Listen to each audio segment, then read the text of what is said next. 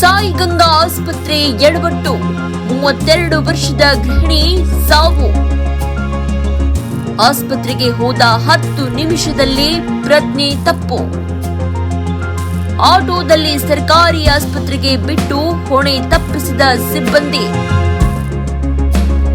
ಸರಿಯಾದ ಚಿಕಿತ್ಸೆ ಸಿಗದೆ ಕೋಮಾದಲ್ಲಿ ಸಾವು. ಗ್ರಾಮಸ್ಥರು ಪೊಲೀಸ್ ಠಾಣೆಗೆ ದೂರು, ಪ್ರತಿಭಟನಾ ಎಚ್ಚರಿಕೆ. ತಾಲೂಕಿನಲ್ಲಿ ಸರ್ಕಾರಿ ಆಸ್ಪತ್ರೆಗಳಲ್ಲಿ ಯಾವುದೇ ಸೌಲಭ್ಯವೂ ಇಲ್ಲ. ಸರಿಯಾದ ಸಮಯಕ್ಕೆ ಡಾಕ್ಟರ್ಗಳು ಲಭ್ಯವಿರುವುದಿಲ್ಲ. ತಾಲೂಕಿನಲ್ಲಿ ಖಾಸಗಿ ಆಸ್ಪತ್ರೆಗಳು ಹಾಗೂ ನಕಲಿ ವೈದ್ಯರು ಮತ್ತು ನರ್ಸ್ಗಳು ಹೆಚ್ಚಾಗಿರುವುದು ಕಂಡು ಬರ್ತಾ ಇದೆ. ತಾಲೂಕಿನ ಸಾಯಿ ಗಂಗಾ ಆಸ್ಪತ್ರೆಯಲ್ಲಿ 32 ವರ್ಷದ ಗೃಹಿಣಿ ಪಕ್ಕೆಲಿ ನೋವಿಗೆ ಅಂತ ಆಸ್ಪತ್ರೆಗೆ ಹೋಗಿದ್ರು. 10 ನಿಮಿಷದಲ್ಲಿ ಪ್ರಜ್ಞೆ ತಪ್ಪಿ ಬಿದ್ದಿರುವ ಘಟನೆ. ನಂತರ ಅದೇ ಆಸ್ಪತ್ರೆ ಸಿಬ್ಬಂದಿ ಸರ್ಕಾರಿ ಆಸ್ಪತ್ರೆಗೆ ಕರೆತಂದು ಆಟೋದಲ್ಲಿ ಬಿಟ್ಟಿರುತ್ತಾರೆ. ನಂತರ ಚಿಕ್ಕನಾಯಕನಹಳ್ಳಿ ಸರ್ಕಾರಿ ಸಾರ್ವಜನಿಕರ ಆಸ್ಪತ್ರೆಯಲ್ಲಿ ಚಿಕಿತ್ಸೆಗೆ ಸ್ಪಂದಿಸದ ಗೃಹಿಣಿಯನ್ನ ಜಿಲ್ಲಾಸ್ಪತ್ರೆಗೆ ರವಾನಿಸಿ ಸುಮಾರು 7 ಗಂಟೆಗಳ ಕಾಲ ಕೋಮಾದಲ್ಲಿರಿಸಿದ್ರು ಗೃಹಿಣಿಯನ್ನ. ಇಂದು ಕೊನೆ ಉಸಿರು ಬಿಟ್ಟಿದ್ದಾರೆ. ರುಚಿಗೇತ ಗ್ರಾಮಸ್ಥರು ಮತ್ತು ಸಂಬಂಧಿಕರು ಹಾಗೂ ರೈತ ಸಂಘದ ಪದಾಧಿಕಾರಿಗಳು ತಾಲೂಕಿನ ಪೊಲೀಸ್ ಠಾಣೆಯಲ್ಲಿ ಈ ಸಂಬಂಧ ದೂರು ದಾಖಲಿಸಿದ್ದು ಆಸ್ಪತ್ರೆಯ ಸಿಬ್ಬಂದಿ ವಿರುದ್ಧ ಪ್ರತಿಭಟನೆ ಮಾಡುವುದಾಗಿ ಎಚ್ಚರಿಕೆ ನೀಡಿದ್ದಾರೆ. ಏನು ಸಾಯಿಗಂಗಾ ಆಸ್ಪತ್ರೆಯಲ್ಲಿ ಒಂದು ಅಮಾಯಕ ಜೀವ ಬಲಿಯಾಗಿದೆಯೋ ಅದಕ್ಕೆ ನೇರವಾಗಿ ಸಾಯಿಗಂಗಾ ಆಸ್ಪತ್ರೆ ವೈದ್ಯರು ಹಾಗೂ ಆಡಳಿತ ಮಂಡಳಿನೇ ಕಾರಣ. ಯಾಕೆಂದರೆ 22ನೇ ತಾರೀಕು ಆರೋಗ್ಯವಾಗಿ ಒಂದು ವಾರದಿಂದ ಗೌರ್ಮೆಂಟ್ ಹಾಸ್ಪಿಟಲಲ್ಲಿ ಹೇಳಿರ್ತಾರೆ ನೀನು ಸ್ಕ್ಯಾನಿಂಗ್ ಮಾಡಿಸ್ಬೇಕಣಮ್ಮ ಅಂತೇಳಿ. ಆರೋಗ್ಯವಾಗಿ ಸ್ಕ್ಯಾನಿಂಗ್ ಮಾಡ್ಸೋಕೆ ಬಂದಂಥ ಮಹಿಳೆಗೆ ಇವರು ಯಾವುದೋ ಅವೈಜ್ಞಾನಿಕವಾಗಿ ನುರಿತ ಡಾಕ್ಟ್ರ್ ಇಲ್ದಲೆ ಯಾವುದೋ ಅಲ್ಲಿರೋಂಥ ಯಾವುದೇ ಅನುಭವ ಇಲ್ಲದಂಥ ನರ್ಸ್ಗಳು ಇಂಜೆಕ್ಷನ್ ಕೊಟ್ಟು ಓವರ್ ಡೋಸ್ ಕೊಟ್ಟು ಕ್ಷಣಾರ್ಧದಲ್ಲೇ ಮೂರ್ಛೆ ಹೋದ ನಂತರ ಅವರು ಕೂಡ ಸಾಯಿಗಂಗಾ ಹಾಸ್ಪಿಟ್ಲಲ್ಲಿ ಪ್ಲಾನ್ ಮಾಡಿ ತಕ್ಷಣಕ್ಕೆ ಆಟೋ ಮಾಡ್ಕೊಂಡು ಸರ್ಕಾರಿ ಆಸ್ಪತ್ರೆಗೆ ಇಡೀ ಸಿಬ್ಬಂದಿಗಳು ಸ್ವತಃ ಬಂದು ಸೇರಿಸಿದ್ದಾರೆ. ಅದಕ್ಕೆ ನೇರವಾಗಿ ಆ ಹುಡುಗಿ ತಮ್ಮ ಕೂಡ ಹೇಳ್ತಾನೆ, ಅವರೇ ಇಮಿಡಿಯೇಟ್ಲಿ ತಾರಾತೂರಿಲಿ ಕರ್ಕೊಂಬಂದು ಸರ್ಕಾರಿ ಆಸ್ಪತ್ರೆ ಚಿಕ್ಕನಾಯಕನಹಳ್ಳಿ ಸರ್ಕಾರಿ ಆಸ್ಪತ್ರೆ ಅಲ್ಲಿ ಸೇರಿಸಿ ಅಲ್ಲಿಂದ ಜಿಲ್ಲಾ ಆಸ್ಪತ್ರೆ ಕಳಿಸಿ 7 ದಿನ ಕೂಡ ಕೋಮೆ ಅವಸ್ಥೆಯಲ್ಲಿದೆ. ಹಾಗಾಗಿ ಇವತ್ತು ಆ ಎಮ್ಮ ಮೃತಪಟ್ಟಿದೆ. ಅದಕ್ಕೆ ನೇರ ಹೊಣೆ ಚಿಕ್ಕನಾಯಕನಹಳ್ಳಿ ಸಾಯಿಗಂಗಾ ಹಾಸ್ಪಿಟ್ಲ್. ಇದು ಸಾಯಿಗಂಗಾ ಅಲ್ಲ, ಸಾವಿನ ಗಂಗಾ ಅಂತಲೇ ಇಡಬೇಕು. ದಯವಿಟ್ಟು DHO ಅವರು THO ಅವರು ಗಮನ ಹರಿಸಿ ಈ ಹಾಸ್ಪಿಟ್ಲ್ ಮುಚ್ಚಿಸೋಂಥ ಕೆಲಸ ಮಾಡಬೇಕು. ಈ THO ಅವ್ರು ಗಮನ ಹರಿಸ್ಬೇಕು. ಯಾಕೆಂದರೆ ಕಳೆದ ವರ್ಷಗಳಿಂದ ಎಷ್ಟು ಅಮಾಯಕ ಮುಗ್ಧ ಜೀವಗಳು ಬಲಿಯಾಗಿದ್ದಾವೆ, ಇನ್ನೂ ಎಷ್ಟು ಜೀವ ಬಲಿಯಾಗಬೇಕು ಅಂತ ತಾಲೂಕು ಆಡಳಿತ ಗಮನಿಸಬೇಕು. ತಹಶೀಲ್ದಾರ್ ಸಾಹೇಬ್ರ ಕೈಯಲ್ಲಿ ಕೇಳ್ಕೊತೀನಿ, MLA ಸಾಹೇಬ್ರ ಕೈಯಲ್ಲಿ ಕೂಡ ಮನವಿ ಮಾಡ್ತೀವಿ. ಇನ್ನೂ ಎಷ್ಟು ನಿಮ್ಗೆ ಅಮಾಯಕ ಜೀವ ಈ ಹಾಸ್ಪಿಟ್ಲಿಂದ ಬಲಿಯಾಗಬೇಕು ಹೇಳಿ ದಯವಿಟ್ಟು. ಇಷ್ಟು ಯಾಕೆಂದರೆ ನೋಡಿರ್ತೀರಿ 2-3 ಹೆಣ ಕೂಡ ಇಟ್ಕೊಂಡು ಹಾಸ್ಪಿಟ್ಲ್ ಮುಂದೆ ಪ್ರತಿಭಟನೆ ಮಾಡಿದ್ದಾರೆ. ಸಾಕಷ್ಟು ಅಬಾರ್ಷನ್ ಕೇಸ್ಗಳು ಕೂಡ ಇವ್ರ ಮೇಲಿದೆ. ಇನ್ನೂ ಎಷ್ಟು ಬಲಿ ಆಗಬೇಕು. ದಯವಿಟ್ಟು ಇದಕ್ಕೆ ನೇರ ಹೊಣೆ ಸಾಯಿಗಂಗಾ ಹಾಸ್ಪಿಟ್ಲ್. ಈ ಹಾಸ್ಪಿಟ್ಲ್ ವಿರುದ್ಧ ನಾವು ಕಠಿಣವಾದ ಪ್ರತಿಭಟನೆ ಮಾಡ್ತೀವಿ. ಈ ಹಾಸ್ಪಿಟ್ಲ್ ಮುಚ್ಚೋರು ಕೂಡ ಬಿಡಲ್ಲ. ಈ ಜೀವ ಬಲಿಗೆ ನೇರವಾಗಿ ಸಾಯಿಗಂಗಾ ಆಸ್ಪತ್ರೆನೇ ಕಾರಣ. ಅಣ್ಣ, ನಮ್ಮೂರದೇ ಕೆಂಪನಹಟ್ಟಿ ಹುಡುಗಿ ಪುಷ್ಪಾವತಿ ಅಂತೇಳಿ, ಅವ್ರ ಯಜಮಾನ್ರ ಹೆಸರು ಗಂಗಾಧರ ಅಂತೇಳಿ ಹಾಸ್ಪಿಟ್ಲಿಗೆ ಕರ್ಕೊಂಬಂದಿದ್ದಾರೆ. ಹಾಸ್ಪಿಟ್ಲಿಗೆ ಕರ್ಕೊಂಬಂದು ಅವ್ನು ಬಾಮಾಯ್ದಂಗೆ ಫೋನ್ ಮಾಡಿ ಹಾಸ್ಪಿಟ್ಲಿಗೆ ಕಳಿಸಿ ಅವನೆಲ್ಲ ದುಡ್ಡು ಶಾರ್ಟೇಜ್ ಬಂತು ಅಂತೇಳಿ ದುಡ್ಡು ಇಸ್ಕೊಂಬರಕ್ಕೆ ಹೋಗಿದ್ದಾನೆ.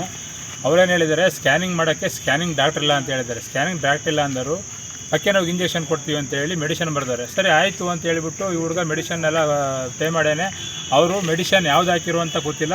ಸ್ಲಿಪ್ಪಲ್ಲಿ ಮಾತ್ರ ಬೇರೆ ಮೆಡಿಷನ್ ತೋರಿಸ್ತಾರೆ. ಒಳಗಡೆ ಹೋದಟ್ಟಿಗೆ ವಿತಿನ್ ಸೆಕೆಂಡಲ್ಲಿ ರಿಯಾಕ್ಷನ್ ಆಗಿದೆ, ಮೊದಲೇ ಬಂದಿದೆ. ಅನ್ಕಾನ್ಷಿಯಸ್ ಆಗಿ 8 ದಿನ ಆಗಿದ್ದೆ. ಇವತ್ತುವರೆಗೂ ಜ್ಞಾನ ಬಂದಿರಲಿಲ್ಲ. ಅವರು ಅವತ್ತಲೇ ಬಂದು ಫುಟೇಜ್ ಎಲ್ಲ ಕೇಳಿದ್ರು. CCTV ಫುಟೇಜ್ ಕೇಳೋದೇನು ಹೇಳಿದೆ. ಅವನು ಗಂಗಾಧರ ನಾನು ಫೋನ್ ಮಾಡಿದಾಗ ನಾನು ಮತ್ತು 4 ಜನ ಹುಡುಗರು, ಅವರು ಬಾಮೈದ ಅವರ ತಮ್ಮ ಎಲ್ಲ ಹೋಗಿ CCTV ಫುಟೇಜ್ ಕೇಳಿದಾಗ 112ಗೆ ಫೋನ್ ಮಾಡಿರು. ಗಲಾಟೆ ಮಾಡ್ತಾರೆ ಬಂದು ಅಂತೇಳಿ. ಆ ಗಲಾಟೆ ಇಲ್ಲ, ನನ್ನ ಹತ್ರ ವಿಡಿಯೋ ರೆಕಾರ್ಡ್ ಸಮೇತ ಇದೆ. ಅವನು ನನ್ನ ಮೇಲೆ ಕೇಸ್ ಎಲ್ಲ ಅವನು ಏನಾದರೂ ಹಾಕಲಿ, ನಾನು ಜಗ್ಗಲ್ಲ. ನಮ್ಮೂರು ಹುಡುಗಿ ನ್ಯಾಯ ಸಿಗೋವರೆಗೂ ನಾನು ಹೋರಾಡೋದು ಬಿಡಲ್ಲ. ಇನ್ನೊಂದೇನಪ್ಪ ಅಂದರೆ, ಅಲ್ಲಿ ರಶ್ಮಿತಾ ಅನ್ನೋ ಹುಡುಗಿ ಆ ಇಂಜೆಕ್ಷನ್ ಕೊಟ್ಟಿಲ್ಲ. ದೀಪಿಕಾ ಅನ್ನೋ ಡಾಕ್ಟ್ರು ಯಾರೂ ಇಲ್ಲ ಅಲ್ಲಿ ಅವತ್ತ. ಮೆಡಿಷನ್ ಕೊಟ್ಟರೆ ಹುಡುಗಿ ಗೀತಾ ಮತ್ತು ಮೇಘನಾ, ಅವ್ರ ಹತ್ರ ಡಾಕ್ಟರ್ ಸರ್ಟಿಫಿಕೇಟ್ ಇಲ್ಲ ಮತ್ತು ಮೆಡಿಷನ್ದು ನರ್ಸಿಂಗ್ ಸರ್ಟಿಫಿಕೇಟ್ ಇಲ್ಲ. ಆ್ಯಕ್ಚುಲಿ ಡ್ಯೂಟಿ ಡಾಕ್ಟ್ರೇ ಇಲ್ಲ ಅಲ್ಲಿ ಹೇಳ್ಬೇಕಂದ್ರೆ. ನಾನು ಹೋಗಿಲ್ಲ ಅಂತ ಹೇಳಲ್ಲ. ನನಗೆ ಅವರು ಜನರಿಕ್ ಮೆಡಿಷನ್ಗೆ 800 ರೂಪಾಯಿ ಮಾತ್ರಗೆ 2000 ರೂಪಾಯಿ ಮಾತ್ರ ತಗೊಂಡಾರೆ. ನಾನು ಅವತ್ತೇ ಹೇಳಿದೆ ಅವ್ರಿಗೆ, ಯಾವತ್ತು ನೀನು ಜನರನ್ನ ಕೊಳ್ಳೆ ಹೊಡೆಯೋದು ಬಿಡ್ತೀವಿ ಅವತ್ತೇ ನೀನು ಉದ್ಧಾರ ಆಗೋದು ಅಂತ. ಇವತ್ತೇನಾದರೂ ಈಗ ಹುಡುಗಿ ಏನಾದರೂ ಸತ್ತದ ಕಾರಣ ಅಂದರೆ ಇಡೀ ಸಾಯಿಗಂಗಾ ಹಾಸ್ಪಿಟ್ಲು ಅದಕ್ಕೆ ಸಿಬ್ಬಂದಿಗಳು ಕಾರಣ ಆಗಿರ್ತಾರೆ. ಸಾಯಿಗಂಗಾ ಹಾಸ್ಪಿಟ್ಲಿಗೆ ಕರ್ಕೊಂಡು ಹೋದ್ರಾ? ಅಲ್ಲಿ ಇಂಜೆಕ್ಷನ್ ಕೊಡಿಸ್ಕೊಂಡು ಮತ್ತೆ ಗೌರ್ಮೆಂಟ್ ಹಾಸ್ಪಿಟ್ಲಿಗೆ ಹೋದ್ರಿ? ಇಲ್ಲ ಅವರೇ ಕಳಿಸಿದ್ದಾರೆ. ಅವರೇ ಕಳಿಸೋರು. ಅವರೇ ಬಾಡಿಗೆ ಸ್ವಾಧೀನ ಇಲ್ದಂಗೆ ಆಯ್ತಲ್ಲ, ಜ್ಞಾನ ಇಲ್ದಂಗೆ ಆಯ್ತಲ್ಲ. ಅವರೇ ಇಲ್ಲಿ ಗೌರ್ಮೆಂಟ್ ಹಾಸ್ಪಿಟ್ಲಿಗೆ ಏನು ಹೇಳಿರುತ್ತೆ? ಇಲ್ಲಿ ಆಗಲ್ಲ, ತುಮಕೂರಿ ತಗೊಂಡವ್ರೆ. ಎಷ್ಟು ವರ್ಷ ಅವ್ರು ಹೆಣ್ಮಗುಗೆ? 32 ವರ್ಷ.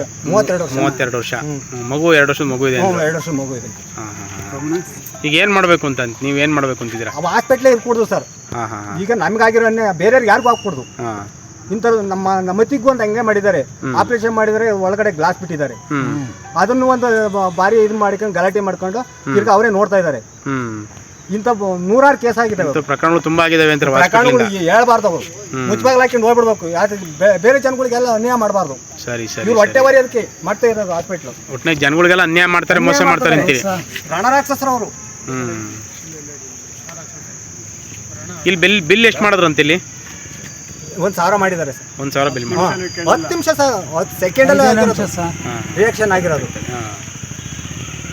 ಕೇಳಿದ್ರೆ ನಾವು ಏನು ಇಂಜೆಕ್ಷನ್ ಕೊಟ್ಟಿದ್ರಿ ಅಂತ ಹೇಳ್ರಿ ಅಂತಂದ್ರು ಹೇಳ್ತಾ ಇಲ್ಲ. ಫೋನ್ ಸ್ವಿಚ್ ಆಫ್ ಮಾಡ್ಕೊಂತಾರೆ. ಒಂದ್ಸರಿ ಯಾವುದೋ ಒಂದು ಗ್ಯಾಸ್ಟ್ರಿಕ್ ಮಾತ್ರೆ ಇಂಜೆಕ್ಷನ್ ಹಾಕಿದೀವಿ ಅಂತಾರೆ. ಒಟ್ಟೆ ನಿಮ್ಗೇನು ಗೊತ್ತಾಗಿಲ್ಲ? ಏನು ಗೊತ್ತಾಗಿಲ್ಲ ಸರ್. ಇಂಜೆಕ್ಷನ್ ಹಾಕ್ಸಿದಂಗೆನೆ ಬಾಯಲ್ಲಿ ಒದ್ಲೆ ಬಂದಿದೆ. ಹುಷಾರಾಗಿಲ್ಲ. ಟೈಮ್ ಕೊಟ್ಬಿಟ್ಟಿದ್ದಾರೆ. ಫಸ್ಟ್ ಕೊಡೋಕಾಯ್ದೆ ಲೇಟಾಗಿ ಕೊಟ್ಟಿದ್ದಾರೆ. ಹಾಗಾಗಿ ಒಂದು ಡೆತ್ ಆಯಿತು ತುಮಕೂರು ಹಾಸ್ಪಿಟ್ಲಲ್ಲಿ. ಅದೊಂದಾಯಿತು. ಮತ್ತಿರ್ಗ ಗಾಣದಾಳ್ ಪಂಚಾಯತಿನಲ್ಲಿ ಒಂದು ಹುಡುಗಿಗೆ ಮಗುಗೆ ಅದೇ ಬೇರೆ ಥರ ಟ್ರೀಟ್ಮೆಂಟ್ ಕೊಡೋಕೆ ಅದು ಸ್ವಲ್ಪ ಅದೇ ಥರ ಆಗಿಬಿಡೋದು. ಏನೋ ಅವ್ರ ಅಪ್ಪನ ಒಂದು ಪ್ರಜ್ಞೆಯಿಂದ ಅವನು ಬೇರೆ ಕಡೆ ತೊಗೊಂಡೋಗಿ ಸೇರಿಸಿ ಉಳಿಸ್ಕೊಂಡಿದ್ದಾನೆ. ಹಿಂಗೆ ಈ ಥರ ಸುಮಾರು ಕಾರಣಗಳು ನಾವು ನೋಡಿದ್ವಿ. ಮೊನ್ನೆ ಸುಮಾರು ಜನ ತೀರೋಗಿದ್ದಾರೆ ಅಂತ ಹೇಳ್ತಾರೆ. ಯಾವ್ದು ಮುಂಜಾನೆ ಪ್ರೊಟೆಸ್ಟ್ ಮಾಡಿದ್ದು ಒಂದು ಊರಲ್ಲಿ ಮುದ್ದನಹಳ್ಳಿ ಒಂದು ಈ ಥರ ಒಂದು ಪೇಷಂಟ್ ಹಿಂಗಾಗಿ ಪ್ರೊಟೆಸ್ಟ್ ಕೂಡ ಮಾಡಿದ್ರು. ಈ ಥರ ಒಂದು ಸಿಕ್ಕಾಪಟ್ಟೆ ಕಂಪ್ಲೇಂಟ್ಗಳು ಈ ಒಂದು ಹಾಸ್ಪಿಟ್ಲ್ ಮೇಲೆ ಇರೋದ್ರಿಂದ ಇಂಥ ಹಾಸ್ಪಿಟ್ಲ್ಗಳು ನಮ್ಮ ತಾಲೂಕಿಗೆ ಮಾರಕ ಆಗಿದ್ದಾವೆ. ಇಂಥ ಹಾಸ್ಪಿಟ್ಲನ್ನು ಆದಷ್ಟು ಬೇಗ ಈ ಒಂದು ಏನು ಆರೋಗ್ಯ ಇಲಾಖೆಗಳಿದಾವೋ ಇಂಥವನ್ನ ಆದಷ್ಟು ಡಾಕ್ಯುಮೆಂಟ್ಸ್ ಇವನ್ನೆಲ್ಲ ಪರಿಶೀಲನೆ ಮಾಡಿ ಇವನ್ನ ಮುಚ್ಚೋದು ಒಳ್ಳೆಯದು. ಯಾಕೆಂತಂದರೆ ನಮ್ಮ ತಾಲೂಕಿಗೆ ಒಳ್ಳೆಯ ಹೆಸರಿದೆ. ಅದರಿಂದ ಈ ನಮ್ಮ ತಾಲೂಕು ಕೆಟ್ಟ ಸುತ್ತಿದ್ದಾರೆ. ಈ ಒಂದು ಸಾಯಿಗಂಗಾ ಹಾಸ್ಪಿಟ್ಲ್ ಬಂದ್ಬಿಟ್ಟು ಸಿಕ್ಕಾಪಟ್ಟೆ ತೊಂದರೆ ಆಗ್ತಿದೆ. ಬಡ ರೈತರು ಬರ್ತಾರೆ, ಸಿಕ್ಕಾಪಟ್ಟೆ ಬಿಲ್ ಮಾಡ್ತಾರೆ. 800 ರೂಪಾಯಿ ಇರೋದ 2,000 ರೂಪಾಯಿ ಮಾಡೋದು, 2,000 ರೂಪಾಯಿ ಇರೋದ 5,000 ರೂಪಾಯಿ ಮಾಡೋದು. ಈ ಥರ ಲಕ್ಷಾಂಗಟ್ಟಲೆ ಬಿಲ್ನ ಬಡವರು ಪೀಕ್ತಾ ಇದ್ದಾರೆ. ಎಲ್ಲಿ ಸಿಗುತ್ತೆ ದುಡ್ಡು ರೈತರಿಗೆ? ಒಂದು ಕಡೆ ಮಳೆ ಬರಲ್ಲ, ಒಂದು ಕಡೆ ಬೆಳೆ ಇರಲ್ಲ. ಅಂತಾರೆ ಇವರು ಏನೋ ಜೀವ ಒಳ್ಳೆ ಫೆಸಿಲಿಟಿ ಕೊಡ್ತಾರೆ. ಒಳ್ಳೆ ವಿಷಯ ಏನಾಯ್ತು ಅಂತಂದರೆ ನಮ್ಮ ಮಾಮ ನಮ್ಮ ಅಕ್ಕನ ಕರ್ಕೊಂಡ್ಬಂದಿತ್ತು. ನನಗೆ ತಾಲೂಕು ಆಫೀಸಲ್ಲಿ ಕೆಲಸ ಇತ್ತು. ಹಂಗೆ ತೋರಿಸೋಕು ಅಂತ ನಮ್ಮ ಮಾಮ ನೆಂಟೂರಿಗೆ ಹೋಯ್ತು. ನಾನು ಕರ್ಕೊಂಡೋಗಿ ಸ್ಕ್ಯಾನ್ ಮಾಡಿ ಅಂತ ಹೇಳಿದೆ. ಅವರು ಅವರಿಲ್ಲ, ಶುಕ್ರವಾರ ಬರ್ತಾರೆ, ಏನು ಕಾಯಿಲೆ ನಿಮ್ಗೆ ಅಂತ ಹೇಳಿರೋ ಅವರು. ಬಟ್ ಇಲ್ಲಿ ಪಕ್ಕೆ ನೋವು ಮತ್ತು ಬೆನ್ನುರಿ ಅಂತ ಹೇಳಿರೋ ಅವರು. ಅದಕ್ಕೆ ಟ್ರೀಟ್ಮೆಂಟ್ ಕೊಡ್ತೀವಿ, ಒಂದು ಬಾಟ್ಲ್ ಹಾಕ್ತೀವಿ ಅಂತ ಹೇಳಿದ್ರು. ಸರಿ ಹಾಕಿ ಮೇಡಮ್ ಅಂತಂದ್ರೆ ನಾನು ಅವನ್ನ ಮೆಡಿಕಲಲ್ಲಿ ತೊಗೊಂಡು ಹೋಗಿ ಒಳಗಡೆ ಅವರೇ ತೊಗೊಂಡು ಹೋದರು.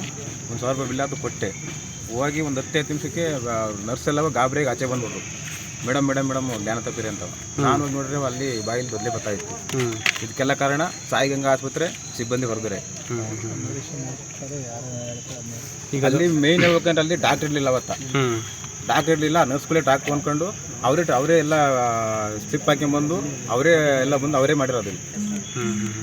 ಯಾರು ರಶ್ಮಿ ಮೇಡಮ್ ಅನ್ನೋರು, ದೀಪಿಕಾ ಮೇಡಮ್ ಮತ್ತು ಮೇಘನಾ, ಆಮೇಲೆ